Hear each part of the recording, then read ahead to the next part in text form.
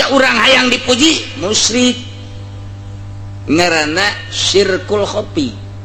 hayang ka alam teh ngaranna ria ngaranna syirkul khofi urang salat hayang ka alemna ku makhluk syirik khofi moal digajar siksa lantaran nu nita salat saha Gusti Allah nu ngagerakeun salat saha Gusti Allah nu mere tanaga saha Gusti Allah nu mere ilmu kana yen eta salat teh wajib saha Gusti Allah kunaon aya dilaksanakeun hayang kalem ku pimitohaeun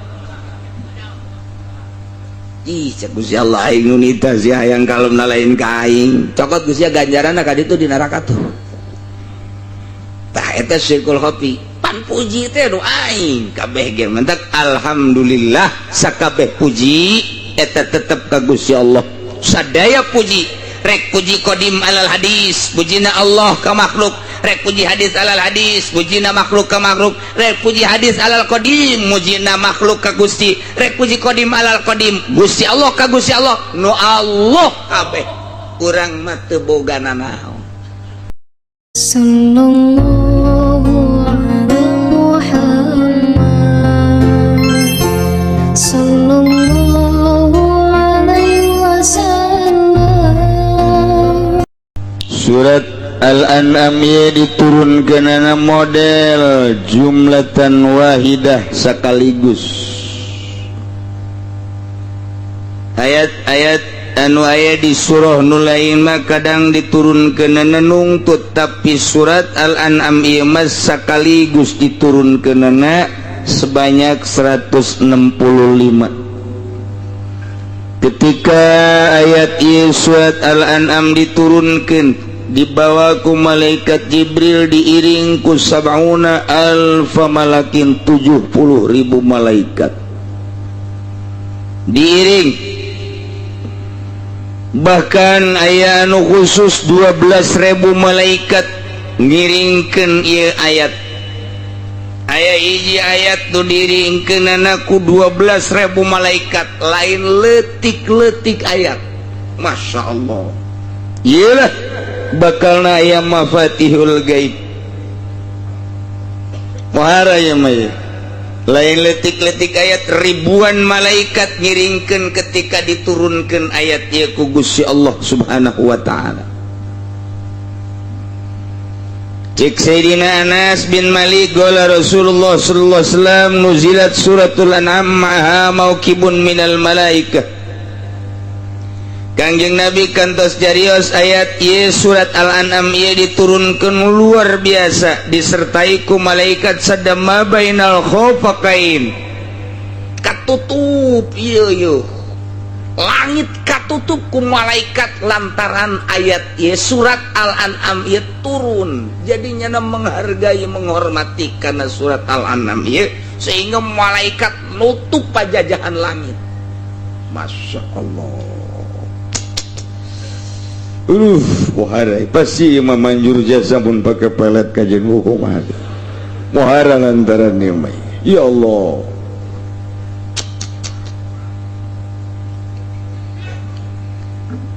Tika bin Mahba non Ka'bul Ahbar nyaritakeun Fatihatut Taurat Fatihatul An'am wa khatimatuhu lamun urang teu pernah maca Taurat sabenerna awal kitab Taurat eta awalna ieu surat An'am tungtungna ge tungtung surat An'am jadi di kitab Taurat teh diawali ku awal surat ieu tungtungna dina kitab Taurat tungtung surat ieu dina kitab Taurat teh kos kitu kitabna nu dicekel ku para Yahudi mun asli ngan ku ari mah neangan nu asli teh hese iyalah luar biasa imak kita naon surat Al-An'am lain bantrak-bantrakeun bahkan ayat man qara'a salasa ayatin min awali suratil An'am ila qauli wa ya'lamu ma taksibun sajelema nu maca 3 ayat bae dimimiti surat Al-An'am tanu tadi alhamdulillahilladzi itu khalaqas samawati wal ardh tepikeun ka ma taksibun kenu kurang bakal kapanggih tadatang kadinya tah dibaca 3 ayat eta ngaye wakalallahu lahu arba'ina al pamalakin yaktubuna lahu mita ibadatihim ila yaumil qiyamah. Gusti Allah bakal dipasrahan 40.000 malaikat. Pohara tilu ayat teman. Mentak ayat-ayat Al-Quran teh palohara sebenarnya mun urang nyaho. Seperti kulhu dibaca 3 kali sarua jeung sakuran. Mentak lamun ngariung teh mun hayang tamat Quran 3 bae kulhu. Sarua jeung tamat Quran. 3 kulhu sarua jeung sakuran. Mentak berkatna kudu gede. Sebab sarua jeung maca Quran eta. Masya Allah. Iya ayat lain letik-letik ayat ya wey. Nyeh nu kurang dibaca ieu surat Al-An'am pohara jasa. Geus kaistimewaanna mah hiji tadi mun dibaca 3 ayat bae ieu diwakilan di pasaran 4.000 malaikat 40.000 malaikat. Nuliskeun manehanana kana ibadahna jang eta jelema tepikeun ka poe kiamat. Jadi nu 40.000 malaikat mah nuliskeun ibadah terus datang ka poe kiamat. Boy mah jaminanna ge sorga bae geus 3 ayat mentak mulah ditinggalkeun nu 3 ayat ieu. Wala jasa bahkan lamun aya setan dek ngalirukeun dek ngawaswaskeun dek ngajerumuskeun kamanehana namun urang sering-sering maca ieu nu 3 ayat ieu datang ka mati disebut ayat naon kitu mata disebut na ieu setan ge moal kuateun pokona mah dek di naon kitu ngaranna pengkolkeun ku setan cek setan teh nyokot deui bae motor ngredit ya nu itu ge aman pan kiai ngomong haram teh bohong buktina sia kan katutup nyokot deui bae eta setan tak kos kitu baik mbungkeulekan maupun bisikan hati nu bungkeulekan mah bisa dicabok ku urang babari tapi ieu anu di jero hate eta teh lamun urang sering-sering maca ayat eta moal naon atuh make jeung ngredit mun boga duit memeuli malah-malah sapira dunia tuh eta bisa kos kitu tah nah ieu lumayan ye berarti ieu ayat pohara ye jadi berarti jang niiskeun hate jang supaya ulah kagoda ku setan ikan urang setan ya ampun jasa ye mun kadeuleu membeureun loba jasa nu gelut jeung setan kelantaran setan teh kadeuleu jadi urang teh tenang-tenang bae setan teh kadeuleu jadi tenang-tenang mun setan kadeuleu meureun wah di sisi jalan nu gelut jeung setan loba jasa teu kadeuleu hana setan teu kadeuleu insyaallah aja urang na elehan bae ku setan eleh bae ku boro-borona naon teh ulah neuleuh awewe bae ulah neuleuh awewe asal lu sugan ingat bahwa ieu teh henteu meunang henteu biasa bae hate teh ditutupan ku setan deres anu ngaran nu kolot betah bae betah nu kolot teh neuleuh kobo nu putih mah tuh atuh terlena sanjilang umurna geus 80 tahun ge atuh nya waduh cek jana lain deui jeung nu di imah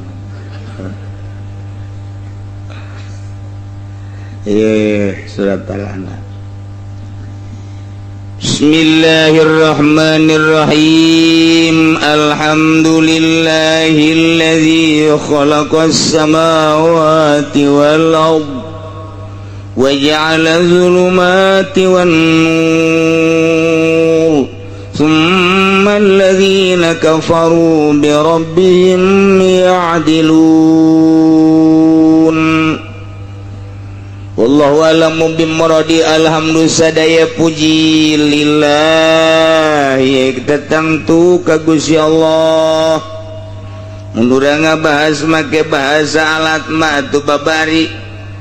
Alhamdulillah teh bisa dijadikeun lil istighra kulul hamdi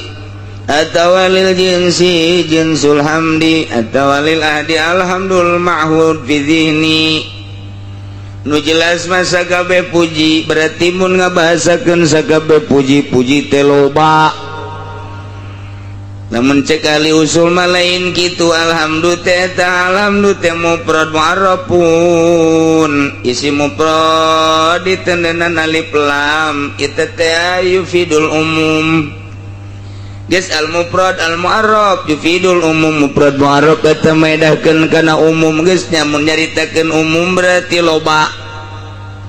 Bisa kabeh puji bahasana jenis puji bahasana loba berarti tinggal aya sabaraha ternyata aya opat. Aya puji qadim alal hadis mujina Gusti Allah ka makhlukna kos puji Allah ka Kangjeng Nabi Ayub innahu awwab. Kangjeng Nabi Ayub mah langsung dipuji ku Gusti Allah lantarannya nama dibere penyakit nu sakitu poharana ge teu pernah nyebut aduh acan. Tidak pernah Kangjeng Nabi biasa bae biti borok sanggeusna borok terus aya bilatungan beak awak aku bilatung bau cobaan teh kira-kira ka Rasul ngakos kitu bae. Apa pernah nyebut adun teu doang itu pernah doang teu pernah. Allah bae Allah ngan hiji doang ketika aya bilatung nu endek kaletah usul ka Gusti ampura Gusti lain abdi embung dicoba ku Gusti bilatung datang kaletah ngan mun letah kena bilatung abdi teu bisa nyebut ngaran Tuhan sakitu bae nya mendek usul teh sakitu bae. Urang mah kakarak rieut satik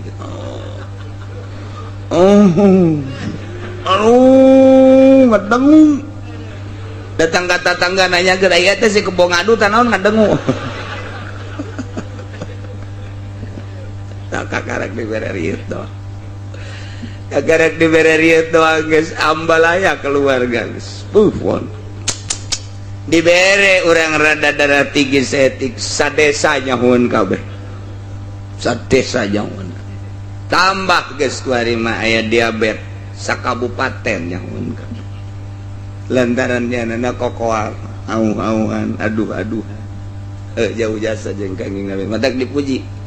ku Gusti Allah innahu awwab. Ayub mah hamba aing nu loba babalikna ka aing tuh puji qadim alal hadis. Aya deui puji hadis alal qadim mujina makhluk ka Gusti Allah atuh urang muji unggal poe ka Gusti. Aya puji hadis alal hadis urang muji kapada urang kasep amat ganteng amat gelis amat barahan amat dan lain sebagainya eta nu Allah kabeh kitu. Aya puji qadim alal qadim mujina Allah ka Gusti Allah cak Allah teh panaing mah maha rohim aing mah maha gopur muji Allah ka Allah zat aing maha rohim zat aing maha gopur. Eta puji qadim alal hadis puji hadis alal hadis puji hadis alal qadim puji qadim alal qadim wabeh nu Allah lain urang geus anan Allah ketika urang hayang dipuji musyrik ngaranna syirkul khofi hayang ka alam teh ngaranna riya ngaranna syirkul khofi urang salat hayang ka alemna ku makhluk syirik khofi moal digajar siksa lantaran nu nita salat saha Gusti Allah nu ngagerakeun salat saha Gusti Allah nu mere tanaga saha Gusti Allah nu mere ilmu kana yen eta salat teh wajib saha Gusti Allah kunaon aya dilaksanakeun hayang kalem ku pimitohaeun ih cek Gusti Allah aing nu nita si hayang kalemna lain ka aing cokot Gusti ganjaranna ka ditu di neraka tuh tah eta syirkul khofi pan puji teh nu aing kabeh ge mentek alhamdulillah sakabeh puji eta tetep ka Gusti Allah sadaya puji rek puji qadim alal hadis pujina Allah ka makhluk rek puji hadis alal hadis pujina makhluk ka makhluk rek puji hadis alal qadim mujina makhluk ka Gusti rek puji qadim alal qadim Gusti Allah ka Gusti Allah nu Allah kabeh urang mah teu boga nanaon ulah yang dipuji ese jasa yang dipuji ku gagah ai gagah nu saha dicabut sia ku Gusti Allah gagagahan sia nu sia hayang kapuji ku gagah sia isu pake teu dicabut bahaya. Aing mah yang dipuji teh kulantaran jabatan aing luhur aya jabatan usaha isuk pageto lain jabatan ada bae di podaran sia balok tinggal balok sia tah dina pundak leg-leg sia balok. Yang dipuji kulantaran sugi ai harta nusaha nu Gusti ai sia yang dipuji ku kasep ai kasep nusaha nu Gusti ai nu sia nu mana eueuh nu siaan hayang kalem mah ulah kumaha kain cak Allah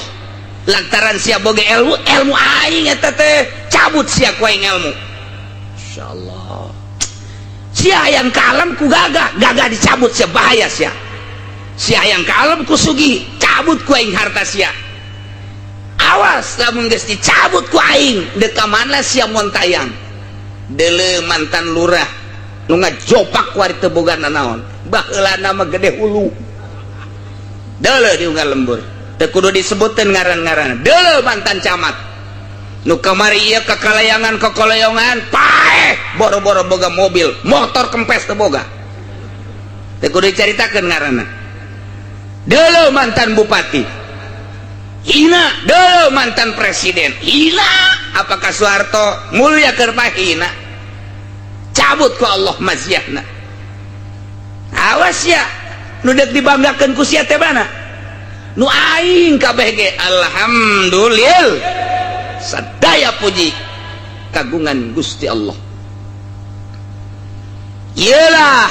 bahasa muji ka Gusti tapi make bahasana make bahasa khobariyah. Bahasa teh ieu teh bahasa carita. Tapi insya nu dimaksud mah geus cak tukang ngaji mah khobariyatun lafzan insayatun ma'nan. Nu teu pernah mondok teu ceuli datang ka ngarti bae ge. Teu ceuli moal ngarti teh geus bahasa kos kitu mah mondok atuh sararia sia teu kaburu mondok anak ulah datang ka teh nyahonya sakitu-kitu acan tah ieu teh lamun cak nu mondok mah khobariyatun lafzun insyaatun maknan ngabahasakeun nama khobariyah ngabejakeun doang tapi nu dimaksud nama lain sakadar ngabejakeun muji ka Gusti Allah ku make bahasa ngabejakeun indah jasa takos gitu teh indah jasa mantak santri masal geus pangikos kieu masyaallah seuri bae nya mah mantak siga da bisi aya kiai nu di imahna seuri bae stres lamun keur ngutak-atik masalah emang teu senyum kiai atau senyum kieu bae ngana dikutak-atik ku nya make alat oh iya aja make ilmu ma'ani waduh tapi laga bener dimantekan dan mantak kurangnya nurutan di kadimu bener cak babajikan naon gak teu kaharti aing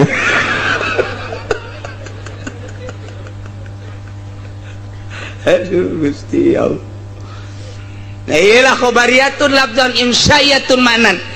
di mana kanyahoan khobariyahna panrangkayana mubtada khobar alhamdulillah jadi mubtada lillahi nakdirkeun isim jadi khobar geus rangkaian mubtada khobar mah atuh tah mangarana khobariyah Zaidun qaimun nyaritakeun bahwa Ki Zaid teh nangtung nyaritakeun Ki Zaid nangtung ieu ge nyaritakeun puji teh kagungan Allah ngan sakadar nyaritakeun bahwa sadaya puji teh kagungan Allah Aisyana muji henteu Aisyah muji apa henteu ieu mah da dongeng cerita bahwa puji boga Allah Aisyah muji henteu kadieu sia ieu bahasa aing ieu bahasa muji teh kos kieu aing mah ngan isin aing lamun ngabesakeun bahasa hayang geus ta'adub ka Gusti Allah aing mah bahasa muji teh kos kieu lantaran isin pun tapenta ka Allah geus nyaritakeun doang gede-gede nama menta kos kieu bae Assalamualaikum jehe jasia anak ye ka bapa datang sehat alhamdulillah Pak lain sehat-sehat teh aya awak mah Aisyah aya naon ye kieu Pak anak nu hiji deuk sakola duit teu boga dongeng kan ngaranna dongeng kan dongeng eta kos kitu tah aju kuari ieu adina merjel deui aduh rumah sakit can kabayar Pak ieu kuari ge di rumah sakit keneh aju itu tuh nundek nyawa dia minta surubuk can aya duit eta kan dongeng eta bapak teh geus kudu jawab mentas ya berarti ka aing lain dongeng doang eta nu dimaksudna Pak Pak oh lain kieu jadi bapana ge deui bloon kabehan panamun kieu mah oh sia dongeng kos kitu atuh heueuh Pak atuh geus dongengeun bae di hareupeun aing ku sia itu bapak dah goblok anak atuh eta mah kos kitu teh jago bahasa atuh kudu surti si bapana oh jadi si anak saya di rumah sakit apa majikan di rumah sakit kene can kabayar nungis kabayar karak 2 juta kabehna 8 genep juta deui Pak ieu atuh nu ieu muriang deui tata kakana nu orok ieu itu minta surubuk sakitu doang naon deui guys tungguan atuh tah eta bapak hebat anu kos itu tah eta bapak hebat ketunggan bawa kakak mau mana ya datang mau martil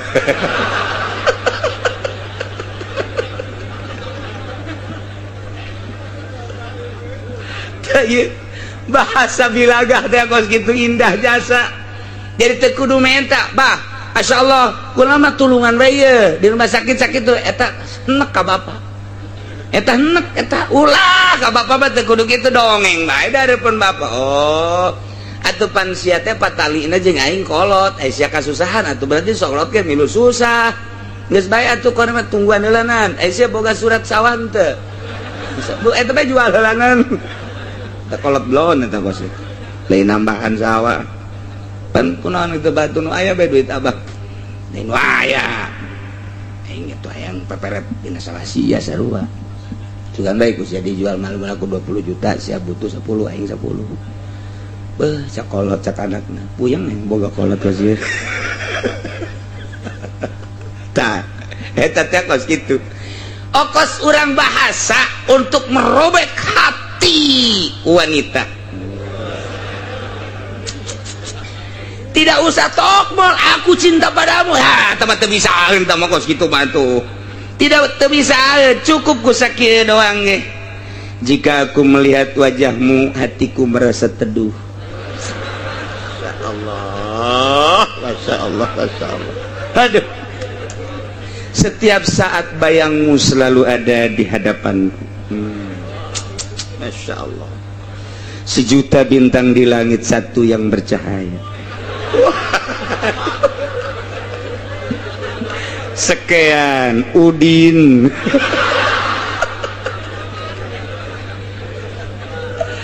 aduh eta awewe membaca kitu dah aduh robek hatiku sekian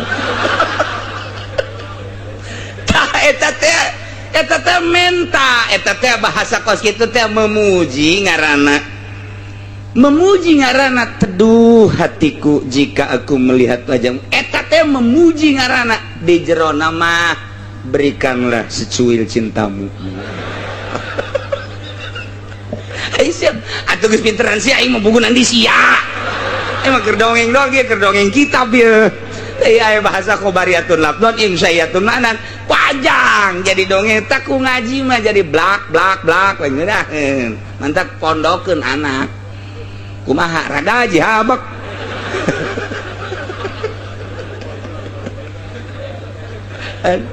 ieu tah bahas kos kitu bae angel dah jadi lamun geus ngaji mah sebenarnya ieu mah kudu tukang ngaji mah kulantaran ieu mah lobana nu teu ngaji supaya nyaho nu geus pasantren mah atuh kos ieu mah geus ipis ngan haju poho deui Islamun ngabahasakeun in khobariyatun lafdhan insayatun manan berarti make hiji kalimah lain pada aslina atuh majaz mulai geus tah majaz tah ngageserkeun kalimah tina makna hakiki kana makna majazi per kalimah kuari mah per kalam pasti kadituna majazna ieu adalah tamtsiliyah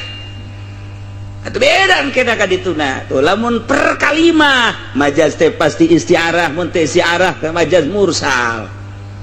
Oh iya makan perkalam rangkaian mubtada khobar rangkaian syarat jeung jawab rangkaian dan lain sebagainya.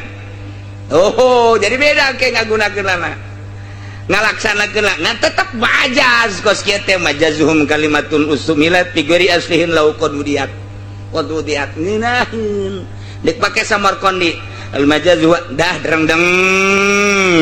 atuh babari mentak ngeunaheun mun urang mondok. Itu maksudnya mah anak unsiul hamda pi maksudna mah abdi teh ngabuktikeun muji ka Gusti ku bahasa carita sarua jeung kitu sarua jeung tadi anak sabenerna mah kula teh deuk menta ka bapa ku bahasa dongeng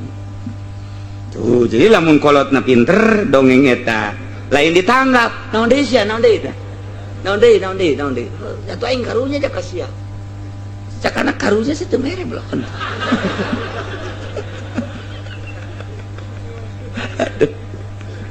Masya Allah paling enggak dijawab. Pujianmu dan rayuanmu luar biasa, hatiku telah robek. Luar biasa, aku pun sama seperti engkau Udin. Sebelum engkau mengirim surat kepadaku, wajahmu telah ada di hatiku. Namun maaf, galedek datang, jeger. Aku telah dijodohkan oleh orang tuaku. Wah. Walaupun demikian tetap cintaku padamu. Balas deui, kutunggu jandamu.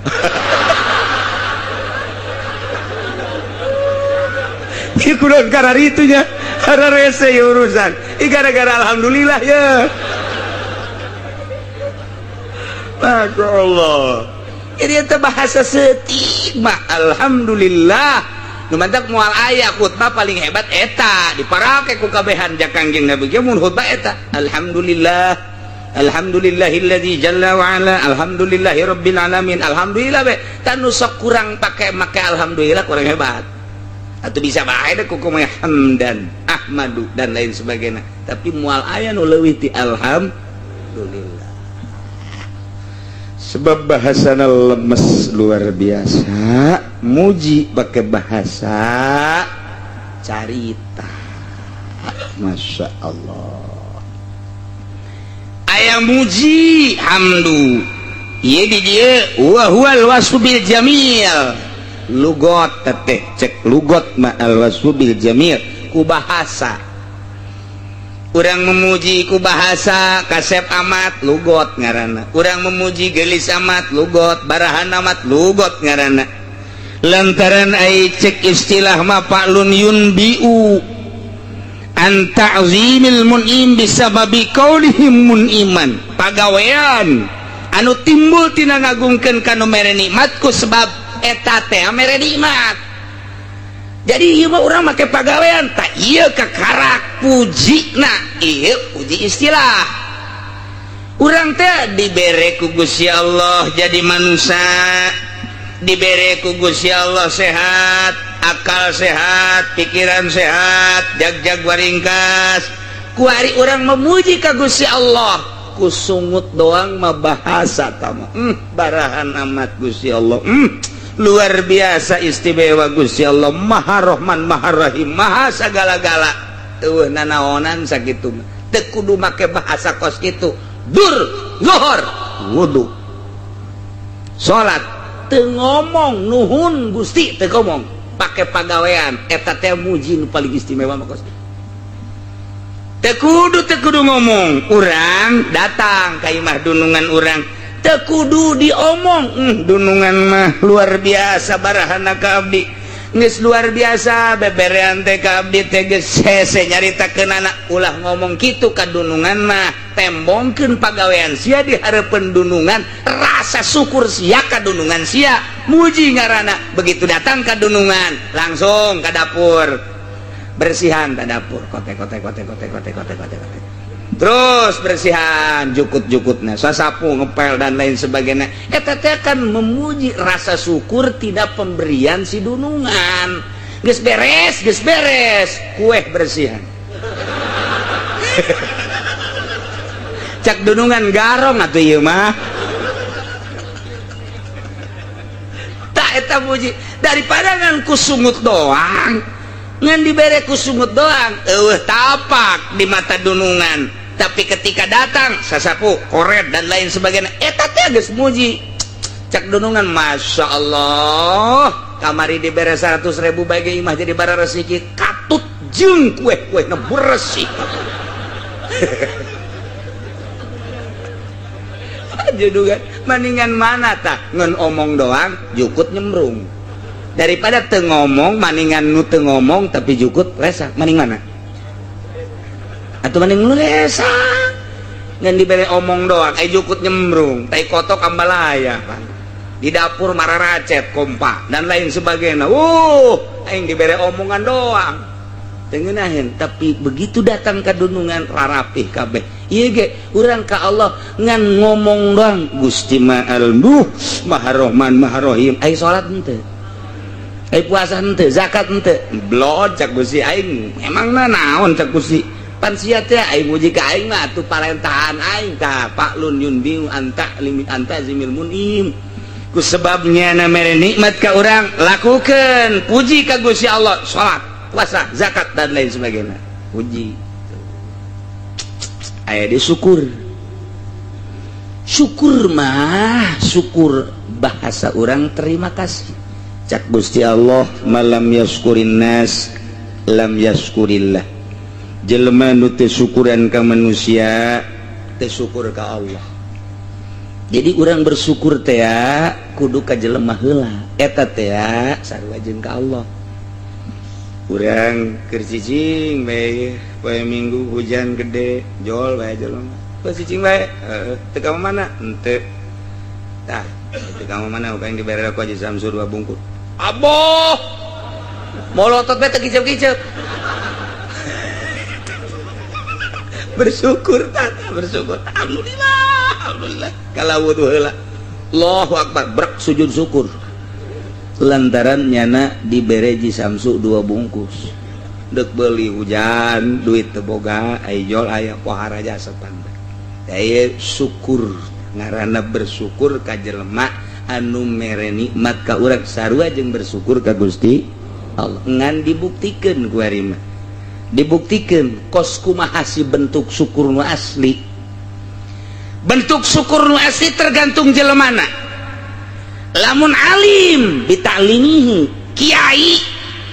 kumagan eta adalah bentuk syukur teu kudu ngomong lamun hiji jelema dibere ilmu ku Gusti Allah nyana daek magahan ngaji dek saurang dek duaan dek 10 dek 100 lu jelas nyana magahan ngaji tak eta bentuk syukur mun dibere ilmu teu daek dibikeun ka batur kufur ngaranna lantaran aya nikmat pemberian ti Allah teu daek dibikeun ka batur kufur nikmat dibere ilmu ku nyana ku Gusti Allah tapi teu daek dikembangkeun ilmuna geus alim bitaklimihi lamun aya kiai daek magahan ngaji eta ngaranna bentuk syukur geus syukur teh eta ka murid alhamdulillah aing aya sia ngabaturan aing ngaji aing bisa nyodakohkeun ilmu ka sia eta ka jelema tah bersyukur ka santri bersyukur ka jelema nu daek ngahadiran hakikatna mah eta teh syukur ka Gusti Allah geus eta kudu diomongkeun Gusti Allah bersyukur ka dinya teh sarua jeung ka Allah malam yaskurin nas lam yaskurillah jelema teh syukur ka manusia teh syukur ka Gusti Allah bentuk syukurna mun dibere ilmu pagahkeun nah santri ngan 3 bae mingguan teu jauh ti 5 kitu ge mun teu hujan hiji-hiji acan gas eureun kufur ngaran kufur nikmat lamun pamarentah biadli syukurul imam biadli syukurna seorang pemerintah adil lamun aya imam ti mimiti RT datang ke presiden tah eta teh ngaranna imam nyana bisa adil teu kudu ngomong alhamdulillah teu kudu ngomong muji ka Gusti Allah dengan bisa adil geus bersyukur berarti eta bentuk bae heulana urang mah bentuk geus lamun aya lurah bisa adil teu kudu loba omong keur syukur ka Gusti Allah aya camat adil teu kudu loba omong syukur ka Gusti Allah ngan ngabentukeunna dibentukeun adil ka rakyat bupati adil eta teh kudu ngomong geus Allah memuji sia keur bersyukur ka aing lantaran aing nitipkeun jabatan ka sia ku sia dipake jabatanana pake jujur jeung adil sia teh keur ngalaksanakeun syukur ka aing dengan pelaksanaan jujur sia jeung adil sia teh kudu ngomong ka Allah asajana ngalaksanakeun adil adilna imam syukur berarti ka Gusti Allah lamun lu sugih bisa dakotihi lamun aya jelema sugih bisa sedekah teu kudu ngomong eta adalah bentuk syukur ka Gusti Allah lantaran mun teu boga nya teu bisa sedekah nah kuari dengan sedekahna berarti keur bentuk syukur ka Gusti teu kudu ngomong-ngomong ka Allah geus henteu kudu asal aya pake mesin tah asal aya butuh tah eta teh geus berarti syukuran ka Gusti Allah sanajan hatena po ka Gusti Allah nyana keur ngalaksanakeun syukur ka Gusti Allah. Jadi lamun alim bitalimihi imam biadlihi lamun nusugi bisodakotihi etalah bentuk-bentuk syukur panjang mun didongengkeun tarif nama geus teu kudu bae heulanan ieu mah langsung ngabentukeun bae bongan aing mah ngajina jeung nu tilok nara mondok jadi aju ka harti panta oh kos kitu daripada ngabudah ngomong bae lurah loba omong ai jujur henteu kufur berarti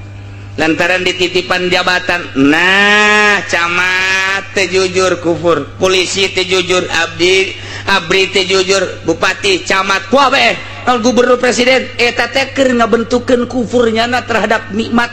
anu dibere ku Gusti Allah awas mamalana di akhirat wari jadi menteri titipan ti Gusti Allah sarua jeung kieu Muhaimin menteri naon ngaranna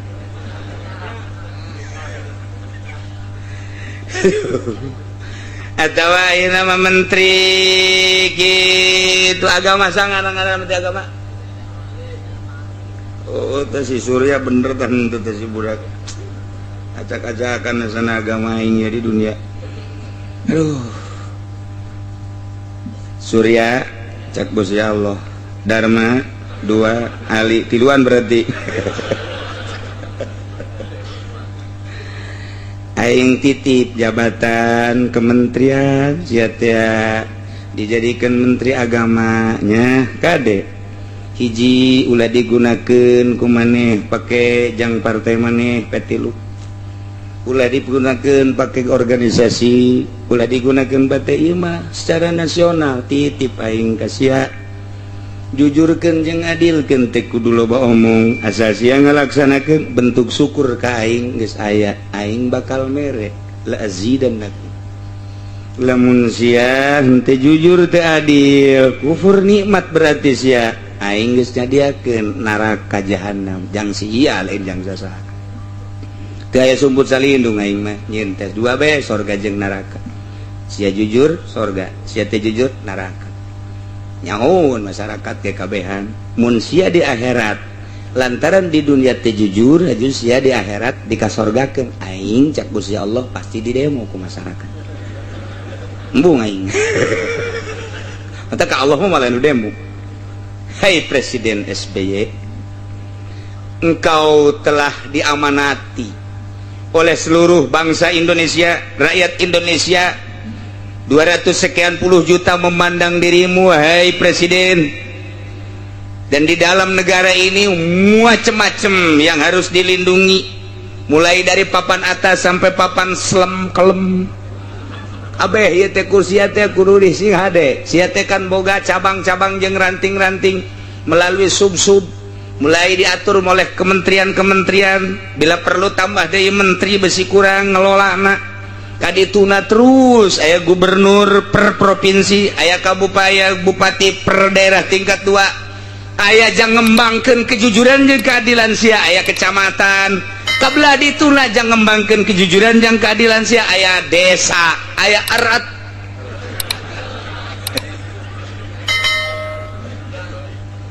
tah sok laksanakan ku sia kade titipan ieu teh presiden teh sia jujur sia adil aingnya diakeun sorga sia teh jujur sia teh adil aingnya diakeun neraka sakitu bae andai kata masyarakat ku aing ditanya jujur henteu cak masyarakat henteu ku aing moal dikasorgakeun sia aing deuk nanya padahal aing nyaho aing bepan pangeran tapi tetap saksi mata. Saya nu bakal ditanya lamun sia teh jujur SBY haik ku aing dikasorgakeun aing di demo jore amat pangeran Allah di demo ku si Alek ku si Udin Jepri itu bagus nu mantak moal aya be amal nu teu dibales amal bagus balasanna bagus sorga amal goreng balasanna goreng neraka janji aing padahal mah hak peto aya di aing sanajan maksiat bae ku aing geus ka sorga keur atuh kumaha aing aja aing sarua jeung baju sia baju ieu teh tiru ku daki dek dika lamarikeun bae atuh kumaha sia bae nu sia ieu geus nang istrika tapi na dek diteundeun di luhur hau atuh kumaha sia bae jabatan manusia ieu ngan merenangan saimah-imah demo pak kenapa ai itu can diseuseuh dadabun itu dibawa ka Amerika jero lamarikeun ai ieu menang istrika kunaon dikahawukeun kumaha abah bae jeung nu abah bah abah ku dia kagrogol keur nya emang kunaon salah nempatkeun bah ai sapatu sok da di hulu apa di suku di hulu bener ya kopiah di hulu apa di suku atuh bener mah abah mah dosis tinggi kuduna ieu mah tah berarti kan teu adil lamun sapatu dipake di suku adil lamun sapatu dikahulukeun teu adil lamun kopiah dikasukukeun teu adil tah kuari teh kos kararitu tah lamun kurang tak dibuka mah jelema teh loba nu teu araradi. Nah ya balikan deh aya nu bentuk syukur teh geus teu kudu ngomong langsung digawe boga ilmu urukeun bentuk syukur ngaranna langsung ka bentuk bae mah lamun jadi pamimpin ku adil bentuk syukur geus teu kudu loba omong lamun boga harta ku sedekah bentuk syukur langsung teh ku Allah dibere sorga bae geus dibere sorga ngolowong biasa sabenerna mah ieu lurah teh geus babari jasa tinggal ngalengkah doang ka sorga tinggal ngalengkah doang plak sorga lurah mah babari jasa asal bebeneran ngurusan rakyatna ketika teu bebeneran ngurusan rakyatna wayahna ka sorga mah ka sorga ya di sate sagede bangsa 1999 tahun lah kaya antara muji jeung syukur. Alhamdulillahilladzi sadaya puji Gusti kagungan Gusti Allah puji nu opat ya tadi adalah nu Gusti Allah walil murad alilam bidzalik ngajelaskeun puji apakah nu dimurad teh ngan sakadar nganyahokeun kana pujian lil imani bihi karena iman atau memang ngalem langsung ialah itimal apiadu hasalis diwujudkeun nu sabenerna mah sakumaha dina surat Kahfi geus kasimpulanna nama seluruh puji kagungan Gusti teu aya anu hak puji salian Gusti mah ai kitu kunaon Gusti make jeung hak dipuji Gusti ma allazi khalaqas samawati wal ard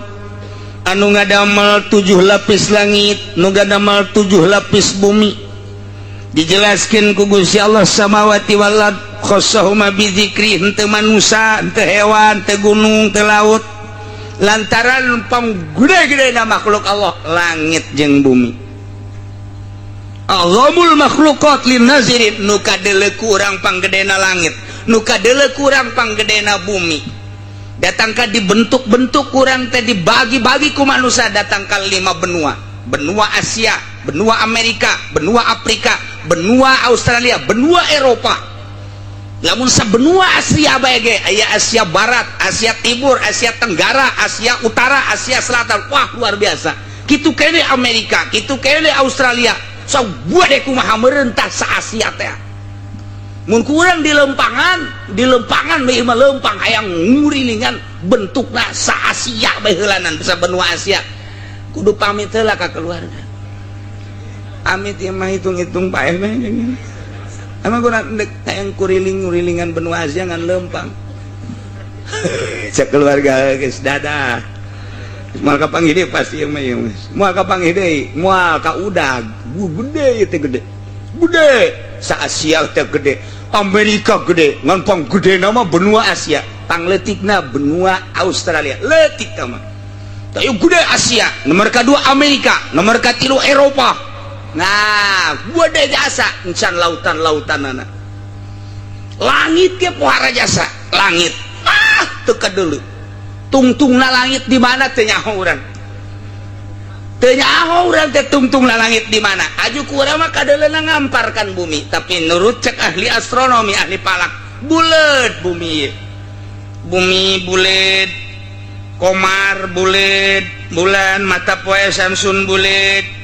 Zuhra Zahra bulet Samsun Zahra mata zahal zuhal bulet planet anu 12 barulet kabeh Jupiter dan lain sebagainya barulet jeung ngabogaan poros kabeh ge ngabogaan tempat lempangna wa kullun fi falakiyas bahun kurang sok dibaca pan di surat Yasin wa kullun fi falakiyas bahun wal qamaru qaddarnahu manazil hatta 'ada kal urjunil qadim la syamsu yanbaghi laha an tudrikal qamara wal lailu sabiqun nahar wa kullun fi falaki lantaran teu ngarti atuh henteu nyaho maksudna teu paham dibaca mah dibaca bae padahal mawal qamaru qaddarna kaula nu agung geus nakdirkeun geus mastikeun al qamaru kana perjalanan bulan wal qamaru qaddarnahu manazila aya manzilahna nu mantak aya manzilahna di ilmu palak teh ieu teh keur manzilah naon ku ari di bulan naon ngitung ti April Maret Mei Juni Agustus September Oktober afhamtun berarti ayeuna dina hamal burujna teh lamun April Mei Maret berarti marhutun Maret hut dina manzilah hut berarti geus engke aya usna aya 9 geus aya manzilah-manzilahna wah beuki angel wae mondokos ge beuki angel bagian geus engke aya jat samsonan kitu simal aya janum apantun mesanhul yuljahun agasus sepsun jun burujun simaliun April Mei Juni Juli Agustus September ieu adalah buruj simali berarti perjalanan matahari adalah kaler Okbizun nop asdun deskozun abdal janjantun septun tun eta adalah janubiyun kaditu berarti engke burudna adalah simaen janubi kidul mata kurang dalam bulan geus teu kudu hese ka kidul apa kaler kidul apa atuh dina bulan apa heula bulan naon ieu Maret oh marhutun simali deuleu kumaha kabelah kaler tuh teu kadeuleun bulan age susu eta bae nu kadeuleu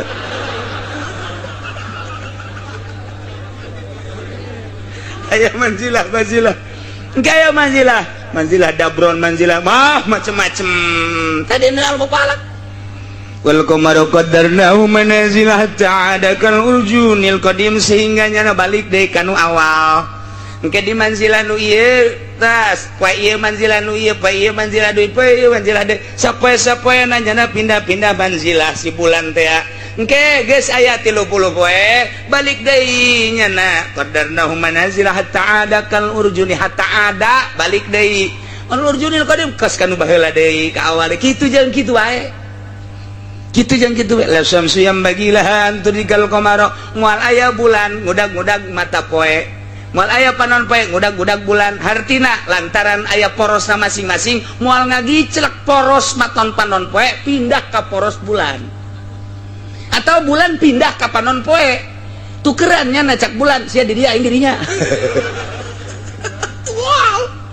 la syamsu yanbagilah an tudrikal qamar walal lailu sabiqun nahar moal aya peuting miheulaan berang-berang miheulaan peuting atuh geus aya dina jamna lantaran melalui panon poe melalui bulan bakal kanyahoan poe bakal kanyahoan di jero poe engke aya jam la syamsu yanbagilah an tudrikal qamar walal lailu sabiqun nahar geus dijelaskeun ku Gusti Allah ulah hese-hese wa kullun fi falaki yasbahun aya paranti lempang-lempangna kareta cek tukang babadean mah jeung Garut mapan loba kareta naon sababna sia eta kareta lamun aya jalan teh sok dimake papalang gitu kan ya kan kareta teh aya pintu sok di papalangan gitu babadean tadi Garut mah naon sababna sia atuh sababna beus aya motor ka ditu lain kunaon beusi kareta mengkol ka dieu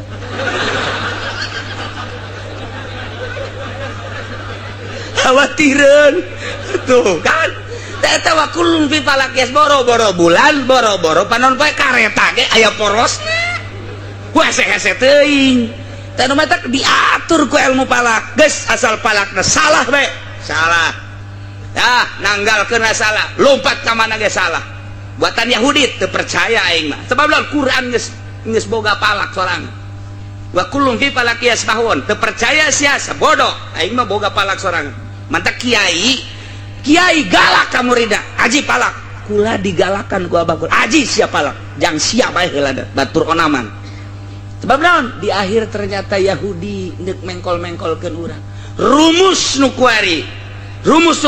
teu bisa nyieun sorangan dijieunna ku Yahudi beda nuturkeun eta los tapi kan wa kullum fi falaki yasbahun atuh urang mah bisa nyieun sorangan rumus Islam mah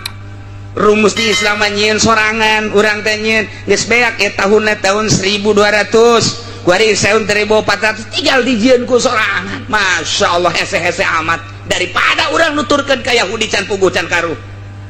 ih ngaji ke mana sih Itulah Gusti Allah teh nu mantak sadaya-dayanya nggakeun puji nu Gusti lantaran Gusti manu ngadamel 7 lapis langit encan kadituna aya aras encan kaditu aya sidratil muntaha encan kadituna aya rob-rob encan kadituna aya kolam aya lauhil mahfuz Masya Allah berbagai pengalaman para rasul diantara Kangjeng Rasul orang ketika Mi'raj boro-boro sasaha malaikat Jibril ngan datang ka langit ka 7 bae pamitan malaikat Jibril tidinya teh Muhammad teu bisa kula mah naik ka luhur terus lantaran wilayah kula mangan sakikieuna bae cak Kangjeng Nabi mah nya ti handap babarengan datang ka dieu ai kula ditinggalkeun hayu bae embung lain wilayah Jibril embungeun ngalengkah nu lain wilayah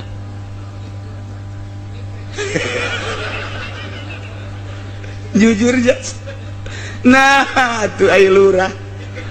camat Gusti Allah nu agung bupati dan lain sebagainya lah hese nangan jujur embung cak Kangjeng Nabi milu bae saeutik mat cak malaikat Jibril hampura mun kula saeutik bae ngalengkah tutung kula lain wilayah kula atuh pamit cak Kangjeng Nabi teu bisa hartina deuk menghadap ke Allah teh teu bisa dibarengan ku sasaha sorangan teu bisa dibarengan ku sasaha sorangan ka Gusti Allah eta teh hakikatna mah kos kitu zahir mah bisa dibarengan batin mah tetep bae sorangan ka Gusti Allah urang ayeuna babarengan ngaji batin mah masing-masing ka Gusti Allah anu geus neulean jam bae kebal teuing teh kiai batin mah masing-masing tak iya ge urang teh hudang ti penting sorangan ka Gusti Allah tadarru Masya Allah hanya Allah nu apaleun hanya Allah nu terangin kadeketan urang jeung Gusti Allah hanya Allah bae jeung dirina nu nyaho karasa deket jeung henteu jeung Gusti Allah karasa jasa deket jeung jauhna jeung Gusti Allah wari urang kieu maksiat mabok kabeh ge boga perasaan jauh jeung Gusti Allah boga harta teu ngazakat eta ki haji nu hartana berlimpah terek zakat dirina teu bisa dibohongan nuranina asa jauh jeung Allah kuari deuk we urang boga harta kabaraha zakatna aya 20 juta mah plek dinolkeun hate bentuk ibadah ka Gusti kakarak sakitu ge asa deukeut jeung Gusti asa diseri-seri Allah teh asa seri jeung Gusti Allah asa kos kitu kuari zakat keluarkan puasa orang normal sholat biasa orang tahajud asa deket biasa jeung Gusti Allah Masya Allah coba ge nu sok tahajud mah hudang isuk-isuk moal aya marah moal aya jelema nu sok hudang ti penting moal aya marah lawan sababna sebab asa deket jeung Gusti Allah isuk-isuk diuk di meja dibawakeun kopi jeung henteu bakal moal aya reaksina naon ka pamajikan moal aya keur dibawakeunana malah cek hate lah ning teu kudu ngarepotkeun tapi lamun urang kerek bae hudang subuh kaberangan mandi gejebur salat subuhna sakieu kunutna isin pan luhur kieu besi anu yang serikeun sakieu Allah madini mana kaberan anak kadinya bah pan kunutna di dieu ka luhur keur salat ge goblok omong dia beres salat langsung ka meja eta ketin marah di hai kopi atuh kopi atuh gua kopi lagi mal atuh man duit tadi beres sia sok ngomong ayo waktu geus bareng marah luar biasa geus bae dikerokeun bol seng dah song tah tadi mah paroe kuring bacaang pamajikanna seuri we bebejat emang eta karasana kumaha kopi geunah heuy tambah bol seng paingan pek deui goblok sia cakna eta akibat teu penting teu hudang mamarahan nah iyalah Gusti Allah ieu keur carita alladzi khalaqas samawati wal ardh Allah teh panu ngadamel 7 lapis langit masya Allah encan nu lain-lainna haji Allah nu nyaho kalegaan langit wal ardh jeung bumi di jero bumi teh wah tersimpen macam-macam aya minyak di jero teh aya solar aya besi di jero teh logam perak emas dan lain sebagainya aya emas onam teh kudu jero taneuh di Brebes ge loba tah emas mah tah eta loba jasa tah eta tersimpen alladzi khalaqas samawati wal mentak puji ka Gusti Allah masya Allah nu mentak disebut samawati wal padahal mah gunung aya laut aya nu kadeuleu kurang panggedena langit jeung bumi naon deui wa ja'ala zulumati wan nur jeung Allah ngajadikeun popoek-popoek wan nur jeung cahaya-cahaya aya di dieu zulumat mah dijamakeun aya nur mah teu naon eta teh rahasiana lantaran aya zulumat mah sababna loba jasa mantak wa jamaah dunahu Allah ngajamakeun kana zulumat aya nur mah talika sati asbabiha lantaran loba pisan sabab-sabab zulumat poek mah loba jasa hiji tertutup poek kadua poek tina sinar ilu poek tina matahari mencakup kana poek ku kabodohan poek eta macam-macam lontak zulumat luar biasa lobana geus dijamakeun ku Gusti Allah tah langit bumi nangieun Allah caang jeung poek nangieun Allah geus nu Allah atuh kabeh ge mantak naon atuh urang menta cacaang tina popoek ka Gusti Allah eta ka Gusti Allah cacaang teh cacaang sinar lampu cacaang sinar mata poe cacaang sinar bulan jelas tama cacaangna tuapin paling sulit cacaang mata batin nur teh mencakup kana cacaang hisi zahir jeung cacaang batin jero hate lamun geus caang Quran kadeuleu per huruf rahasiana tersingkap jelema maksud-maksud jelema kanyahoan lamun urang geus caang mata batin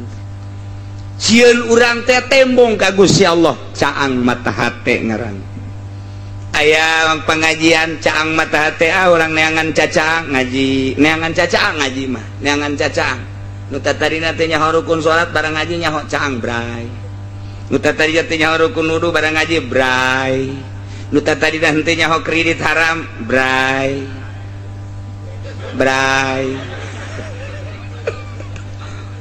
gaji mah ngaji we tapi poek bae tetep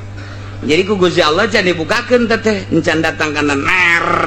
caang nancan ka karakter sikap saeutik we teng kayak nutup deui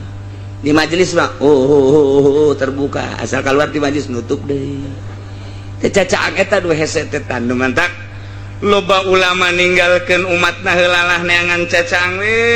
heula di jero kamar di gunung di leuweung neuk neangan cacaang abeh ulah tagoyur ulah bimbang ulah robah lantaran cacaang ieu teh kadang-kadang kalimpudan begitu urang geus boga ilmu caang kuari bisa beramal caang bikeun ka batur ojol jeung duit poek cacaang nyieun pondok pasantren nyieun proposal ka Pemda poek nu tadina pasantren salap modernkeun ku urang poek lain hayu beki caang beki poek nur buatan Allah penta ka Gusti janu Gusti urang boga tanaga ti Gusti penta supaya tanaga gede. Lamun urang make medis tanaga make gede, make suplemen. Suntik teh gedekeun bae suntik mati.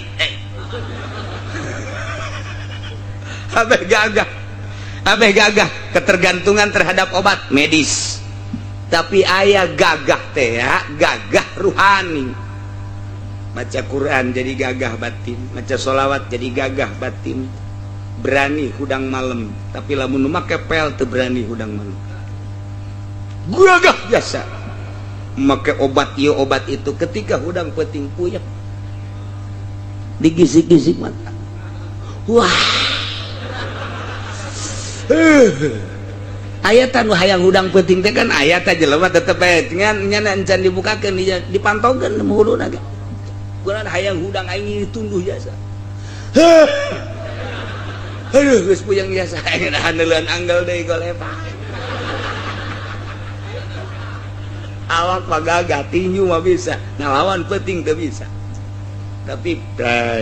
sering baca Quran, sering ngaji, sering baca sholawat. Begitu hudang jam 2, Masya Allah, nikmat jasa. Langsung hudang ngala wudu, set, Allahu Akbar, pas tahiyat salam deh,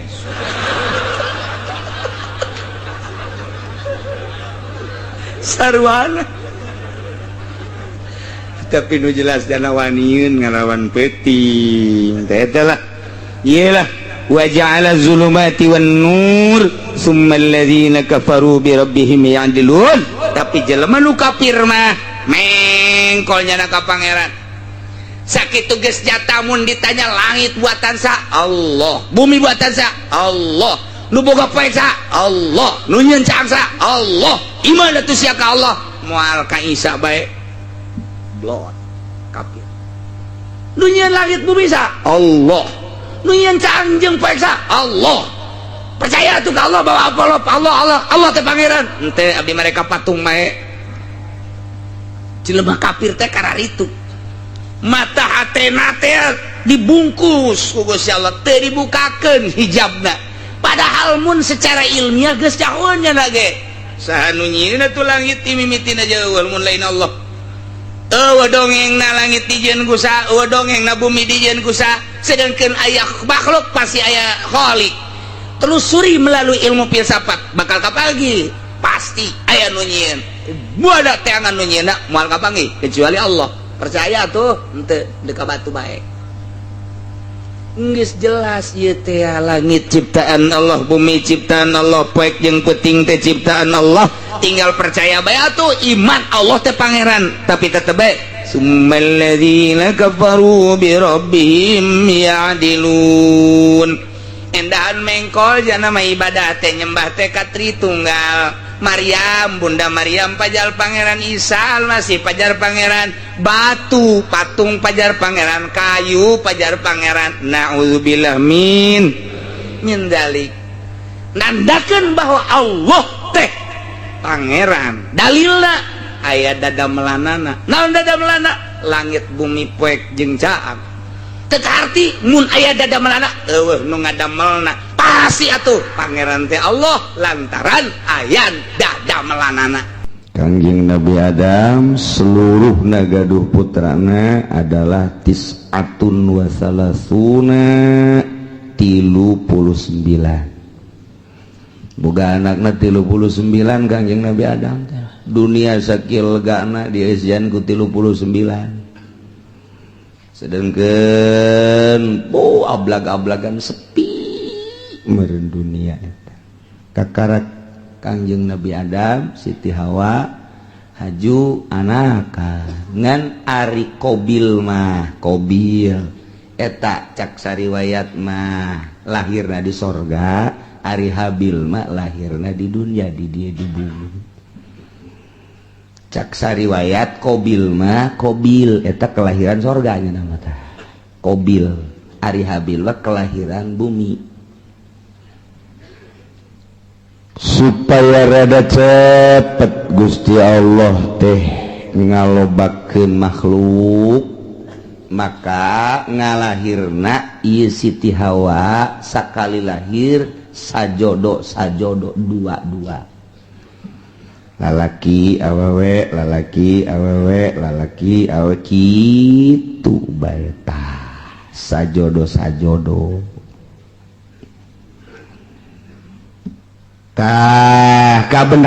kabeneran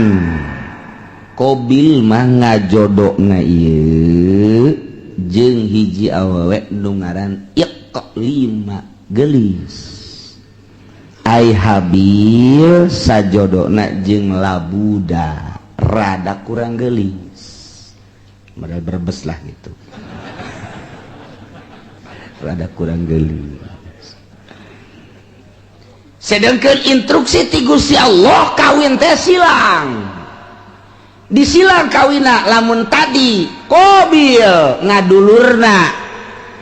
ieu adalah jeung Iklimah tah si Iklimah kudu kawina jeung Habil anu tadi kaluarna ngajodona teh jeung Labuda tah Labuda kawina teh jeung Qabil jadi disilang-silang anu pertama lalaki awewe nu kadua lalaki awewe tah lalaki nu kadua kawin ka awewe nu pertama lalaki nu pertama kawin ka awewe nu kadua kitu bae tah silang ulah dikawin kuno babarengan jeung ngalahirna harita jadi teu meunang bareng jeung kembaranana eta lah hukum di zaman Kangjeng Nabi Adam alaihis kawin dipersilakeun geus aya instruksi kawin cuman instruksi hukumna kudu disilang teu meunang jeung kembaranana eta hukum mulai tadi dijata lantaran begitu diinstruksikan kawin umur kakarak 20 tahunan kabeh ge instruksi ti Gusti Allah kawin seperti eta sak ti Qabil kakakna ngeunah bae sia Habil dikawinkeun ka kembaran aing geulis ka papan ayeuna si bae kawin ka kembaran sia ieu dideuleu atuh kulit ya berebes lah cak urang berebes emang anu geulis gitu berebes tah eta kos kitu tah jadi kurang naon gitu amperna kurang naik Qabil jol we iblis datang ka jero hatena mulai ta iblis ge pan diusir di sorga leuwih ti heula pan iblis wah ini cak iblis bakal nangguan asup ka jero hatena bil siapa pan kelahiran sorga sarua jeung aing mulia urang atuh Habil onam kelahiran bumi India urang mah lain deui mulia tuh nu mulia ulah sok kawin ka nu jore penghinaan engke nu timbul tetep mulia mah kudu ka nu geulis bae mun kawin ka nu jore mana teuing engke jelema jungke ka dituna anak incu Qabil mah kawinna ka nu jore tah eta kan isin tabil cak jurig ya pugu cek jalan teatu pugu embung ya ge eta mah abah ngomong cenah hukum ti Allah eta bohong sebenarnya mah eta bohong eta eueuh ti dituna eta mah kabisa abah bae abah teh deudeuheun ka Ki Habil ka adisian nu mentek dikawinkeun kudu ka kembaran sia nu geulis ai sia nu kakakna nu kelahiran di ditu kudu kawin ka adina Habil eta teh lain ti Gusti Allah kajeun kumaha ge bibisaanan bapa sia Adam ngaranna instruksi ka ditu demo apa ka ditu kamari kan demo ka Jakarta demo pugu ye ge cak Qabil teh aing tetep bae embung kajeun kumaha ge embung bae beja ka abahna bah naon Qabil ubah abah bae iya lu bener ya utar atur nikah ya kayak gitu instruksi itu Gusti Allah asal adil ya kos kieu ya manya ai kula dikawinkeun ka nu kurang geulis ari Habil dikawinkeun ka nu geulis tah ieu teh akur kos kieu teh lain ti Gusti Allah kajeun kumaha ge kadengen ku Habil cek Habil teh Qabil ulah kitu aing mah andai kata aing titah kawin ka nu jore aing mah daek bae namun bener-bener instruksi ti Gusti Allah aing mah geus kumaha Allah bae lantaran dia moal kembali hidup di dunia engke ge urang bakal baliknya ka Allah darah sia ngomong sangeunahna bae geus bae we ieu mah bohong ye lain ti Allah ya kajen kumaha lain ti Allah ya maka jeung ti abah ya mah memang abah bangka warah ya mulai tah eta lamun sok nyarekan abah teh eta mimitina tah tidinya tah di Cikubaya duaan tah sok nyarekan abah teh iya Masya Allah mulai tidinya cak Kangjeng Nabi Adam ita amarallahu Allah marintah ayuzawija Qabila labuda ukhtabil wa yuzawija Habil yaqlima ta eta teh instruksi ti Gusti Allah cak Kangjeng Nabi Adam anjeun Qabil kudu kawin ka labuda dulur Habil kudu kawin ka dulur itu Qabil ngaran iklim instruksi Allah teh bisa cak Qabil kajian kukumah kula embung kajian kukumah tetap kula mah sakali embung sebab ieu kula mah teu percaya bahwa ieu teh hukum ti Gusti Allah teu percaya mulai kakarak aya sakituan ge hukum Allah geus ditentang cek urang mah tuh kakarak tarurun ti sorga pan mah saeutikan keneh jelema teh atuh matak naon narurut ka Kangjeng Nabi Adam henteu tanggeus mulai henteu nurut ya Allah terus bae iblis teh daekeun leupas ti Qabil iya mah kajian kukumah kudu selesaikan masalah ya selesaikan ieu lamun terus-terusan kieu pan isin kakak dituna ieu isin urang ini banyak Qabil kawin jeung nu jore aya Habil kawin jeung nu tak eta isin gengsi urang mah panturunan sorga oh moal ini moal kajian gua tetep bae teu hayang aing mah aja geus kieu kumaha kajian kukumah ge urang pokona pas ini bae heula tah tidinya Qabil mikir pas ini unggal poe sakumaha ucing jeung anjing asal kapangiwong kaki Qabil teh kaki Habil teh tuntutanana Qabil luar biasa lobana Qabil mah kakakna Habil adina Habil menurut bae aing lah kumaha bae sabodo Allah nu penting mah urang mah ibadah nuturkeun aturan Gusti Allah Subhanahu wa ta'ala lantaran terus-terusan memuncak permasalahan teh tah kuari mah diinstruksikeun kieu ayeuna mah kieu bae atuh nyieun korban lamun memang bener-bener ieu teh kitu menang ti Gusti Allah maka engke aya tandana mun maneh teu percaya bahwa ieu teh instruksi ti Gusti Allah sok nyieun dumades maneh ka Gusti Allah taqarrub ka Gusti Allah sapopoe maneh mah ieu Qabil cak Kangjeng Nabi Adam teh kunaon teu inget kanu nyieunna ieu tuturkeun Gusti Allah ibadah ka Gusti Allah moal kebal hirup di dunia tuh deuleu Qabil tuh Habil mah nurut jasa adina kebeneran nurut kakana kurang nurut datang ke kuari tak kakak sok rada kurang nurut heran orang-orang nanti ditudah ya Allah tak etak kos gitu nyen korban kuari mah nyen korban naon nu dikorbankeun ku maneh Qabil ulama supaya Gusti Allah narima ka kula dekorban lantaran kula mah petani hasil tani bae ayo gerak kumpulkeun maneh Habil naon kula mah lantaran pangangon embe kibas kula mah cirina naon cak Qabil ieu bahwa korban ditarima ku Gusti Allah jeung teu ditarimana engke cak Kangjeng Nabi Adam lamun ditarima bakal turun langsung ti langit seuneu set engke ngalahap anu ditarima mun anu maneh Qabil ditarima beak engke garing dihakan seuneu dilentam seuneu lamun nu ieu anu diterima nu kono Habil nu embe beak bosan kitu bae oke cek nyana jadi geus iya dikumpulkeun ku nyana harta hasil tatanian nu dikumpulkeunana hasil tani mun pare nu pangjorena nu dikorbankeun teh lamun gandrung anu geus pangjorena korma nu pangjorena dihiji-hijikeun bangsa anu bakukulna eta dikorbankeun ari nu bararagusna mah ieu dipake ka hook kunyana jang ditumpuk-tumpuk harta jore ari kau Habil mah begitu de korban teh wow deangan umben wang gede jeung wang bagusna dipantian ku cenah ieu ujang Gusti Allah mah ieu korban ka Gusti Allah lintakan wang gede da wang bagusna wang lintuhna jadi beda karakterna ai Qabil mah kos urang Cikupa nu pangjorena bae ai Habil mah kos urang Cilongok nu pang bagus bae sia cek urang Cikupa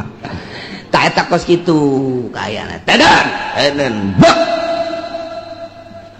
tekebel langsung turun seuneu tet nyong itu turun seuneu cak Qabil pasti nu aing nu dilentab ka jeung ku komal ge pasti nu aing